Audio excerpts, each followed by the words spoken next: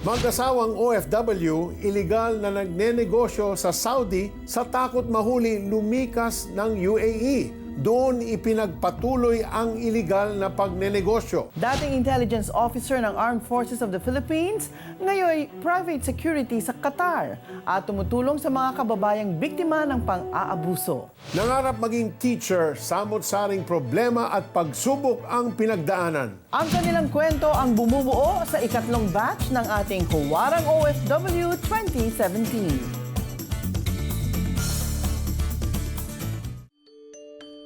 Sa husay at sipag ng mga Pinoy sa pagtatrabaho, hindi man tayo sa ibang bansa. Ngunit ang mag-asawang Rolly at Angie, nag-adhikang gumawa ng pangalan sa business industry. Hindi maganda ang naging resulta ng business dahil unang-una, illegal naman po lahat. Nagkaroon ng Southeast na starting from 2003, naikpit na ang talagang Saudi government. Isa kami doon sa binigyan ng trials ng Panginoon na alisin doon. Lumikas sila ng Saudi Arabia at nagtungo sa UAE. Hindi sila nawalan ng pag-asa. Kasabay ng pagiging empleyado ni Rolly ay muli silang nagtayo ng negosyo rito. Nag-umpisa po talaga kami sa balat lang ng manok. So, which is yung balat ng manok ay ginagawa naming chicharon. Sa pag-aakalang ayos na ang lahat, muli na naman silang humarap sa isa pang pagsubok. Nahuli kami at kasi nga kaya na-wipe up dahil wala raw pong kaukulang lisensya, wala kaming kaukulang place kung saan namin pinuproduce, wala kaming proper hygiene. So, ang nangyari po, kinuha nila lahat kung anong meron kami. Ultimo doon sa aming mga ginagamit, kinumpiska nila, kung worth of 12,000 dirhams yun, yung finished product, kinuha nila lahat yun. Kinumpiskate nila, tinapon nila mismo sa kanilang basurahan. Na which is, sinunog pa nila na para hindi mo na ulit damputin at pakinabangan ng ibang tao. Siyempre, bilang isang tao, parang ano kami, yung bang nanlumo kami itong para bagang nawala kami ng pag-asa. Paano kami uli babangon? Usually, ako yung nag-encourage talaga sa kanya. Lagi ko sinasabi niya sa kanya na, mahal, nangyayari ang mga bagay nito kasi ito ang plano ng Panginoon sa atin. Nangyayari ito dahil meron siyang mas magandang ibibigay para sa atin. So kung ano man yung binigay ng Panginoon sa ating mga pagsubok, at the end, makikita mo doon yung goodness ni Lord sa ating buhay. Gayunpaman, sa gitna ng problema, patuloy ang naging suporta ni Angie sa asawa. Sa halip na panghinaan ng loob, nanalangin si Angie na bigyan ng karunungan ng asawa upang malampasan ang kanilang pinagdaraanan. Talagang gano'n, yung papel ng mag-asawa, yung pag nanghihina yung partner mo magpapalakas naman sa'yo. Pag siya naman nanghihina, ikaw naman magpapalakas sa kanya. Hindi naging hadlang ang kabiguan sa pangarap nilang negosyo. Sa patuloy na pananalangin sa Diyos, minsan pa silang sumubok. After 1 month, nakapag-loan ako ng which is worth of 20,000 sa dirhams dito. Siguro no time na yun is around 230,000 sa peso. So doon ulit kami muling bumangon para itayo ulit yung aming business. Sa pagkakataong ito ay itinama na nila ang lahat. At kalakip nito ay ang paglago ng naturang negosyo. Bukod sa natutugunan ang pangangailangan ng mga kababayan sa UAE sa pagkaing Pinoy, naipakilala rin nila sa ibang lahi ang mga ipinagmamalaki nating pagkain. Maliban pa dito, natutulungan din ni Rolly ang lahat ng kamag-anak na magkaroon ng hanap buhay.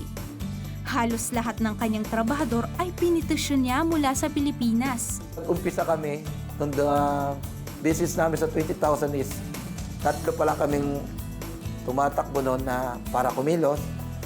Tapos ang sasakyan ko po noon na isa na binenta ko uli. Tapos nakakuha na naman ako ng dalawang sasakyan sa pan-deliver sa pan-service sa family.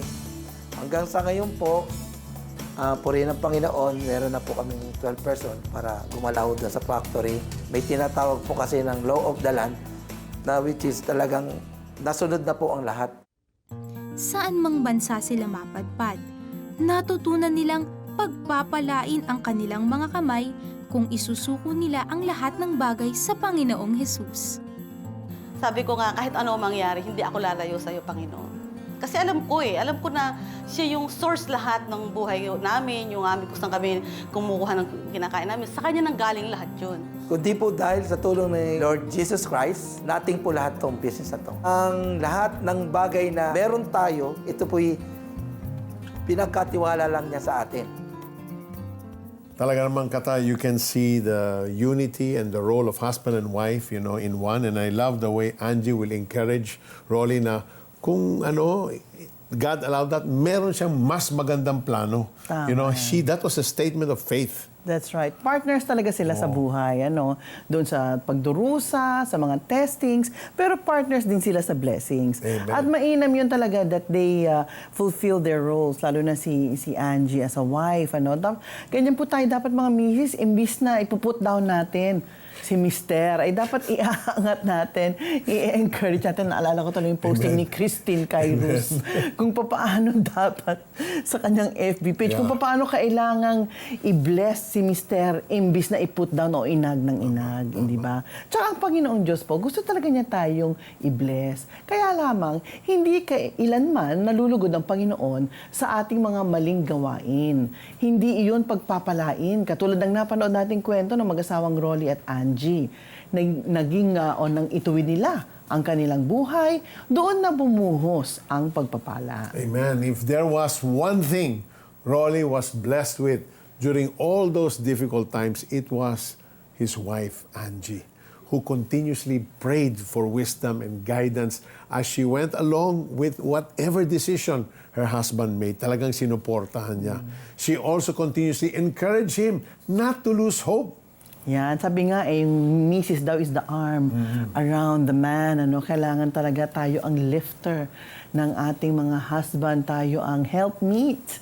Yan po ang role ng mga babae. At dahil po sa gabay ng ating Diyos, nagsimula ang pagbabago sa buhay ng mag-asawa na isaayos ang lahat. At ngayon ay umaani na sila ng tagumpay. Ang kanila pong negosyo, nagbo-boom talaga. At lahat ng miyembro ng kanilang pamilya ang siyang empleyado ng kanilang kumpanya.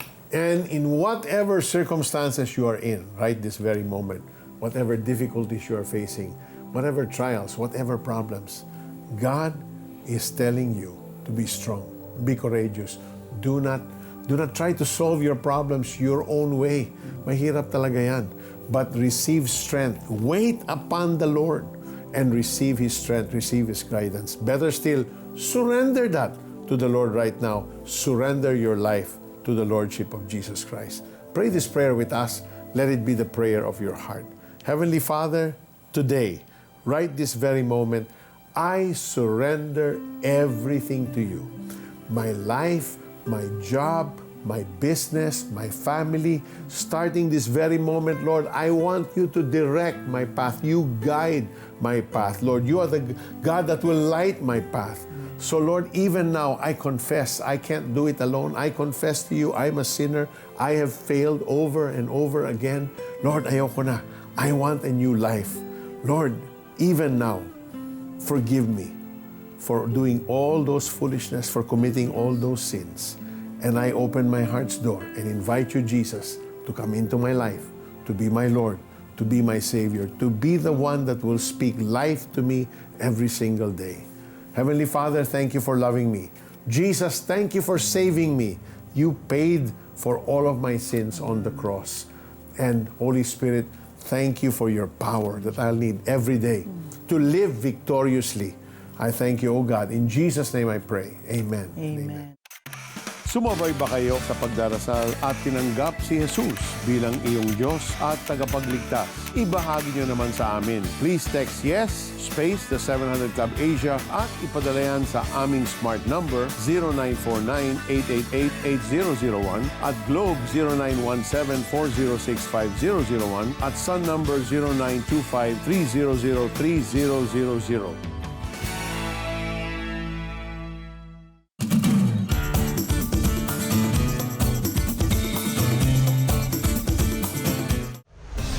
mabigyan kayo ng pagkakataong makilahok sa pagpili ng karapat-dapat na hiranging huwarang OFW, meron tayong online voting. Ang inyong boto ay 20% ng pangkalahatang puntos ng mga nominees. Bumisita lamang sa aming Facebook page, The 700 Club Asia, at i-click ang Vote Contest tab. Nainganyo ako magbigay para makatulong ako sa mga nangangailangan. Yung pagbibigay ko na 500 every month, ang laki ng ibinalik ng Panginoon.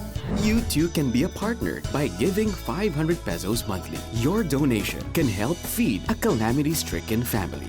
As a token for your generosity, you will receive this daily inspirational cards by Peter Kairouz. For details, call us at 737-0700 or visit www.cbnasia.org and click Give.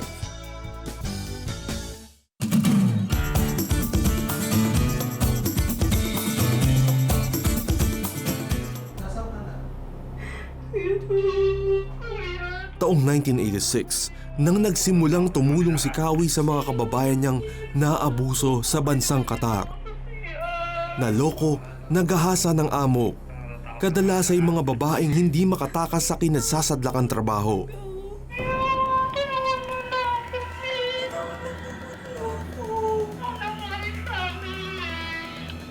Umuyan nung natatakot ka. Philippine!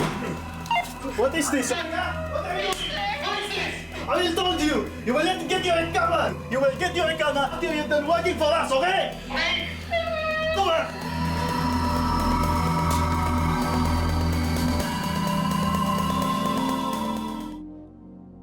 Bilang intelligence officer ng Armed Forces of the Philippines noong siya ay nasa Pilipinas, nakasanayan na ni Kawi ang delikadong mga trabaho. Pero ang pagsagip sa mga kababayan niya sa ibang bansa, kaakibat nito ang panganib na baka siya mismo ay makulong nang dahil sa pagtulong.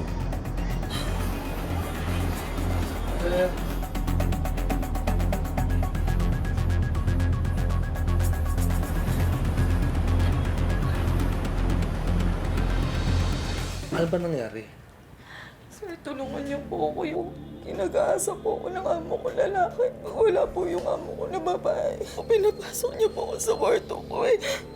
Wala naman po ako humingi ng tulong. Wala naman po ako ibang kilala dito, di ba, Pao? Tama yun, sir. Isa po ako sa mga nakasaksi sa pangabuso sa kanya. But most of my time is helping the community, not only the Filipino, but other nationals also. So kahit anong lahi po, ay aking binibigyan ng wise counsel sa tulong ng Panginoon.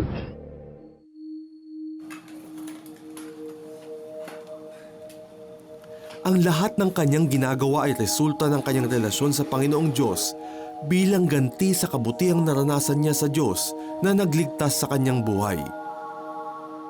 1986 EDSA Revolution noong napatalsik ang rehimeng Marcos.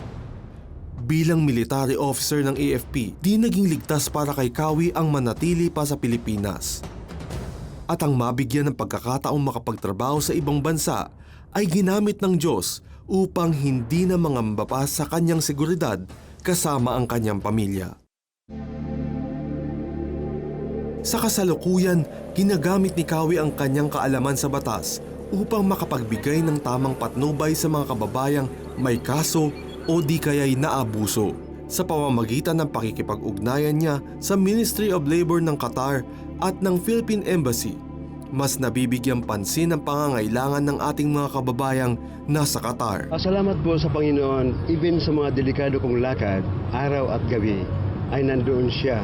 Tulad ng sinabi ng Biblia na nagpapadala siya ng anghel na siya nagbabantay sa akin, no harm, no danger can come close to me. Sa kasalukuyan, patuloy sa pagtatrabaho si Kawi sa Qatar habang nasa Pilipinas naman ang kanyang asawa at mga anak. Dala ang kanyang pananampalataya sa Diyos at pagmamahal sa bansang Pilipinas. Patuloy siyang tumutulong sa mga OFW sa abot ng kanyang makakaya. Hindi ko naman rin maiwasan, people are calling me every day, and they're coming to me. So, nakita ko na rin na aprobado ito ng Panginoon, so patuloy akong tumulong sa kapwa without expecting any return. Yan ang tunay na bayani. Oo, I love his attitude. Yung talagang out of his heart, he just loves to help. Yeah, because, he's also skilled. He was an intelligence officer. Meron siyang mga pamamaraan. Meron siyang kakayanan. So, bakit nga naman hindi niya gamitin yon para sa kapakanan ng mas maraming nangangailangan? Ano? So, in other words, yung kanyang mission sa buhay ay nagpapatuloy. Hindi lamang dito hanggang sa napadpad na nga siya sa ibang bansa. Di ba? Ginagamit ang mga talento na binigay ni Lord sa kanya to share it with our kababayans. Totoo po yan. At saka yung mga nangangailangan naman, hindi sila pinapabayaan ng Diyos. Nandyan ang kagaya ni Kawi para tulungan sila. Alam po ninyo, ang pagmamahal po ng Diyos na nadarama ni Kawi sa kanyang buhay ay ipinadarama naman niya sa mga kaawa-awa nating OFW na naaabuso at namamaltrato ng kanilang mga amo. When we have Christ in our lives, when we have a loving personal relationship with Him, acts of kindness such as doing good to others and helping those in need follow. Nagiging pong automatic. We saw that in the life of Kawi, who goes out of his way to help our distressed OFWs.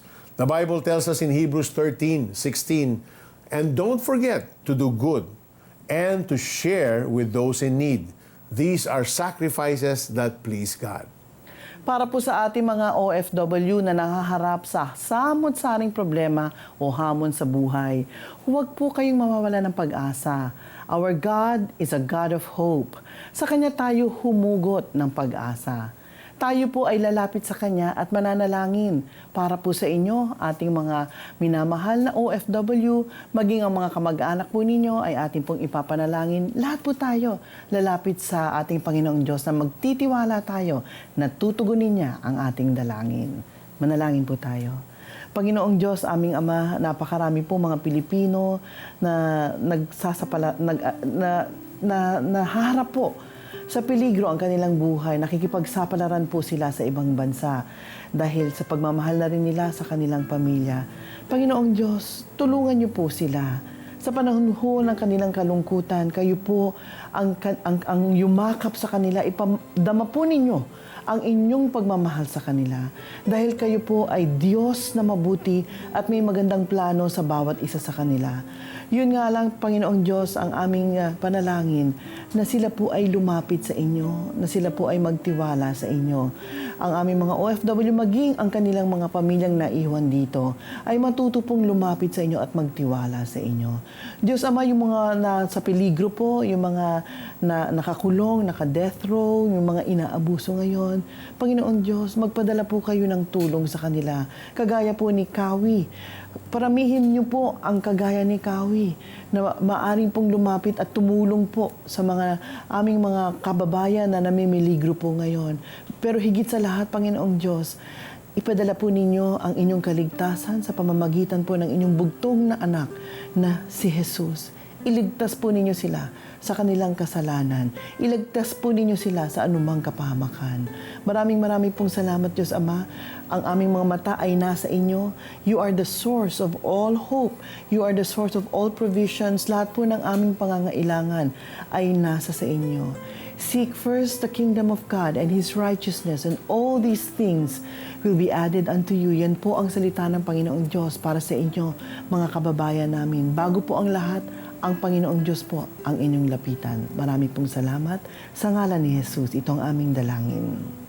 Amen. And Kata, as you prayed, I saw several families that are praying for their dads, are praying for their husbands, kasi they're in between jobs, they have lost their job, pero hindi pa sila nakabalik. They don't have the funds and the means to come back. But even now, the Lord is hearing your prayer, and He's going to open those doors and provide jobs for your husbands, Amen. for your fathers. Amen. Even now, receive that in faith, that they will be with jobs soon in the name of Jesus. And there's someone watching right now, you have a high fever, and you've been taking medication, but the fever, hindi siya nagbe-break. Even now, the Lord is breaking that fever, causing you to sweat, and that fever is going and leaving your body now. Receive that in the name of Jesus. Someone with severe indigestion, you've been throwing up for the last 3 hours, and wala na pong lumalabas, but still you have that feeling of nausea, and you keep on throwing up. The Lord is arresting that in your digestive system now, and He's healing you permanently. Even now, receive that in the name of Jesus. Someone who's suffering with hyperacidity, The Lord is stabilizing your hyperacidity. He's causing your body to be alkaline in nature. Receive that, kapatid, in Jesus' name. Someone who's hypertensive, the Lord is now healing that blood pressure. You'll have normal blood pressure starting today. Receive that, kapatid, in Jesus' name. Amen. Amen. Takot na takot ako. Kasi any moment, pwede kong mawala sa mga anak ko. Yung prayers talaga ng mga taga 700 Club nakatulong. Natutuklap na siya. Yung doktor ang nagsabi sa akin na malaking milagro yung nangyari sa'yo. Totoo ngang walang imposible sa Panginoon. Ibahagi nyo naman sa amin kung kayo'y sumabay rin at naranasan ang kagalingang galing sa Panginoon. Pwede nyong i-text ang aming smart number 0949-888-8001. Globe 0917-406-5001 at Sun 0925-300-3000 o mag-post sa aming Facebook wall, The 700 Club Asia.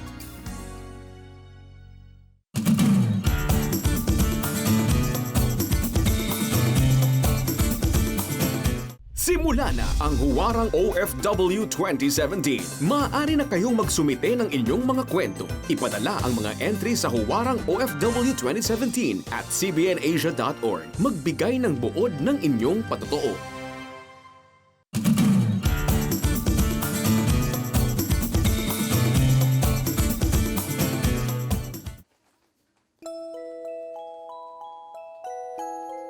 Maliit pa ako, ang pangarap ko maging teacher. Gusto kong magturo, yon. At aside from that, gusto kong maging missionary kasi baso ko dati naggagala yung mga missionary eh. Kontraktor ang ama ni Ethel at negosyante naman ang kanyang ina. Sa gitna ng maayos na pamumuhay, ay dinalaw ng sunod-sunod na pagsubok ang pamilya ni Ethel. Nagkakomplikasyon sa panganganak ang kanyang ina at nalagay sa alanganin ang dinadalang sanggol. Nakaligtas sa peligro ang ina ni Ethel, ngunit matapos ang 2 linggo ay namatay ang sanggol. Labis ang pagdadalamhati ng pamilya ni Ethel. Mabigat din ang mga gastusin na kinaharap nila sanhi ng trahedya. Dahil dito, nagdesisyon ng ama ni Ethel na mag-apply ng trabaho sa ibang bansa. May nag-alok sa kanya, ang gandang offer. Nilabas niya agad yung natitira niyang pera. Tapos after 1 month na wala pang nangyayari dun sa sinabing after 1 week, makakaalis na siya. Naloko ng illegal recruiter ang ama ni Ethel. Dahil sa bagsak na kalagayang pinansyal, ay kinailangan nilang lumipat sa mas maliit na tirahan. Doon ko naramdaman yung hirap, parang uy, kailangan namin maghintay ng 1 kilong bigas para makaluto. Tapos umuwi ang parents ko na maraming pera, maraming pasalubong. Pero during that time, nako, tinapay lang na tag-25, tag-50 na bibili niya. Sa gitna ng kanilang problemang pinansyal, ay lalong lumala ang sakit ng kanyang ina. Na-stroke siya. Halos half ng kanyang body parang nakaganon siya, din niya makikilos, kailangan niya ng tulong. Sa mahirap na kalagayan ni Ethel, isang bagay ang nagpabago sa takbo ng kanyang buhay. Katabi kasi ng inupahan naming apartment, yung merong babae doon na ang bait-bait niya. May namigay doon ng ginatang totong. Paborito ko yon, yung ginatang lugaw na merong dinurog na munggo. So, ang ginawa ko, pumunta ako doon, pumila ako, humingi ako ng ginatang totong. Kumain kami. Doon ko nakilala si Pastora Rose ang pangalan, pero Ate Rose ang pangalan niya sa amin. Makulit siya, pero sweet siya. Kalimitan, nag-create siya ng distraction kapag nagtuturo ako. Pero after the lesson, mayroon namang naiiwan din sa kanya. Tapos na. O, di ba? Ang galing-galing ni Papa Jesus. Apa. Oh, bakit? Ate Rose, may sakit po ang nanay ko. Ganun ba? Ganito na lang. Pupuntahan natin ang nanay mo, tapos ipagpipray natin siya. Okay ba yon? Apa. Okay, tara. Mula sa Diyos ang bumaba sa iyo sa oras na ito. Pinag-pray ng pastor yung nanay ko. Ilang minutes lang, nakita ko ang nanay ko umiiyak. Nakita namin na binangon siya. Tapos, parang hindi namin maintindihan kung ano nangyari that time. Bigla siya nakapagsalita uli ng maayos. Tapos, pinag-pray uli kami ng pastor. Tapos sabi niya, attend kayo ng Bible study. Ang kakaibang karanasan na iyon ang nakahikayat sa pamilya ni Ethel na dumalo ng mga pagtitipon sa simbahan. May film showing sa church. Matagal-tagal na kami hindi nanonood ng sine, magkakapatid. So, tuwan-tuwa naman ako. Ako ang unang pumunta. Sa history ng sine, parang nararamdaman ko na ako yung pumupunta sa hell. Parang ganun. Sobrang fear ko na pumunta sa hell, na yung ganun na itsura ng hell, na one day darating si Jesus, kukunin tayong lahat, kung hindi ka ready, ito mangyayari sa'yo. Because of that fear, nakita ko yung paa ko lumalakad sa harapan, sa altar. At sabi ko sa kanya, Lord Jesus, I accept you as my personal Savior. Lord, kayo na po bahala sa akin. Matapos ang panalangin iyon ni Ethel, tinugon ng Panginoon ang pinakamimithi ng kanyang pamilya. Nakaalis ang tatay ko papuntang Saudi Arabia, the mom, and he works there as a head plumber. Malaking ginhawa sa pamilya ang naidulot ng pagtatrabaho sa ibang bansa ng ama ni Ethel. Naging teacher siya bago maging regional manager ng Asian Center for Missions. Because of the people who helps me in my journey, sa mga nag-invest sa kakulitan ko, na nagtyaga sa akin, nakita ko how great is our God, how good our God is, paano niya tayo kamahal.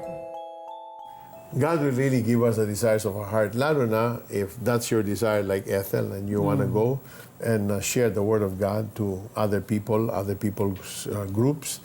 Talagang itutugon ng Panginoon yun. Tsaka if you really have a calling from God, mula pagkabata mo hanggang paglaki mo o sa pagtanda mo, talagang nakagabay ang Panginoong Diyos. No? And He will send people, create situations such that maaabot mo yung iyong purpose tsaka yung destiny mo sa buhay mo, kagaya nung nakita natin sa kwento ni Ethel. In other words, kung merong kaloobang Diyos sa'yo at ikaw ay tutugon ng positibo o tama, wala kang kawala doon sa magandang plano ng Diyos para sa'yo. Lalo na when you seek God first. Life is like a race that's full of obstacles. In our race for life, we are faced with troubles and trials, sufferings and hardships, or persecution of all sorts. Alam mo, we should run with perseverance and not give up to receive the prize that awaits us. In 1 Peter 5:10, we read, "In His kindness God called you to share in His eternal glory by means of Jesus Christ. So after you have suffered a little while, He will restore, support, and strengthen you. And He will place you on a firm foundation." Sa ating wikang Tagalog, pagkatapos ninyong magtiis ng maikling panahon, ang Diyos na bukal ng lahat ng pagpapala ang siyang magbibigay sa inyo ng kaganapan, katatagan, at isang saligang matibay at di matitinag. Siya rin ang humirang sa inyo upang makihati kayo sa kanyang walang hanggang kaluwalhatian kasama ni Kristo. When we are faced with sufferings and hardships, we can draw strength, endurance, and patience from our Lord Jesus Christ, who Himself endured shame on the cross. Thank you all for watching. We hope that you have been inspired and given hope by all the stories we featured on the show. God bless you more. Love the Word. Live the Word. Ngayong Martes, batang kinidnap ng mga NPA, umaasang makalaya na. Bago matulog at saka bago kumain, nagpe-pray ako na sana makauwi na ako sa bahay. may anak ka bang adik sa computer games? May pag-asa pang magbago sila? Alamin. Mga lampara ng pag-asa, tunghayan kung saan stage actor Franco Laurel may ikukumpisal. Ang kanilang kwento at ang aming papremyo sa Umasa, Pinaasa, Paasa. Tampok sa The 700 Club Asia. Martes alas 12 ng gabi sa GMA pagkatapos ng Alisto.